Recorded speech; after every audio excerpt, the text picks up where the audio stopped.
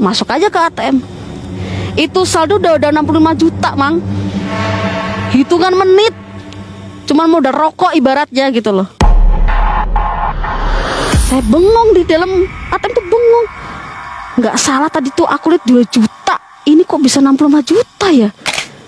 Aduh, nggak masuk akal lagi nih. Ini nggak masuk akal, ini berantakan. Udahlah, semerawut apa lagi ini, kok ada kejutan-kejutan kayak gini.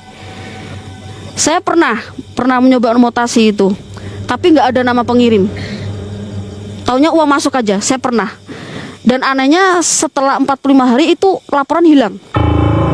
Saya pernah buktiin itu, karena saya juga ada kecurigaan waktu itu. Tapi nggak ada. Nggak ada ya laporannya? Laporannya ada di tadinya, tapi nama pengirim nggak ada. Di print out? Enggak, kan di M-Banking kan kelihatan itu. Saya pernah juga pakai ATM, saya pernah gitu. Nggak ada ya? Hilang. Cuma nominal udah. Tapi setelah saya mutasi untuk ke berikutnya gitu kan, sebelum sebulan yang lalu itu hilang itu uang. Laporan uang itu nggak ada.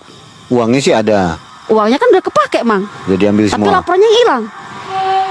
Itu. Singkat cerita ya, udah saya transfer, udah saya ambil. Itu saya dikasih uang 1 juta. Nih, buat bonus gitu. Udah. Itu sering banget, Mang. Nggak cuma sering 2 kali.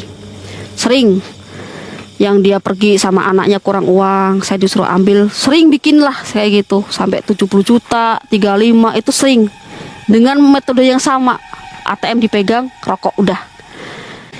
Uang saya ini sama Mas Iki ini, teman saya, kok nggak ada kejelasan kan ya. Bu, ini gimana kok? Saya udah ngelarung uang, sama Mas Iki juga udah bayar minyak, kok nggak ada kelanjutan gitu.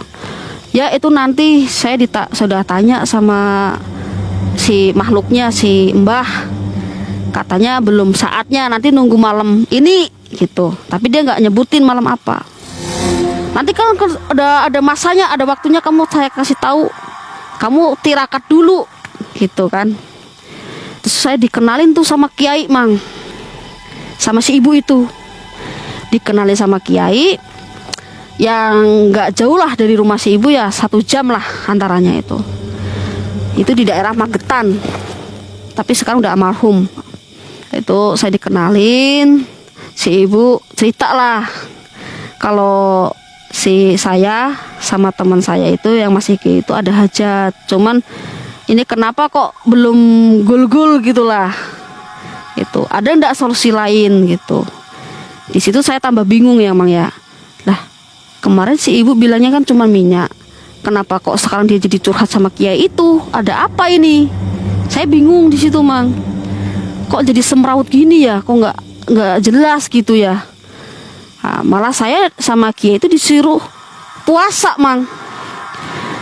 Puasanya itu 3 hari saya tanpa minum, tanpa makan, tanpa tidur. Yang 4 hari ke sana saya boleh tidur setelah jam 12 ke atas, tapi nggak boleh makan sama minum. Selama saya menjalankan ritual tirakat itu, saya disuruh wirid ya latifku itu sebanyak mungkin selama 7 hari. Yang dimana ternyata tujuan itu untuk ritual yang pernah dilakuin sama ibu itu. Nah, saya tanya sama Pak Yai, Pak, nyuwun sewu, kan saya kesini minta tolong sama ibu lah, kenapa sekarang saya malah disuruh tirakat? Lah nanti kalau si ibumu nggak lama itu nanti nggak gul-gul. Yang penting pesan saya, Mbak, kalau Mbaknya sudah siap dan mau melaksanakan tirakat ini, jangan sampai pergi dari rumah. Lah kenapa, Pak? Ya soalnya ini nanti cepatnya itu 3 hari, lamanya 7 hari.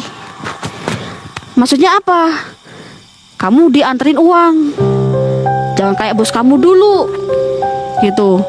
Udah diantarin uang ke rumah malah nggak diterima, malah orangnya disuruh pergi, diusir, akhirnya gagal gitu, Mang. Lah ternyata saya telusuri emang benar. Jadi dulu itu saya kan tanya sama anaknya tuh yang dulu menyaksikan, jadi anak sama suaminya.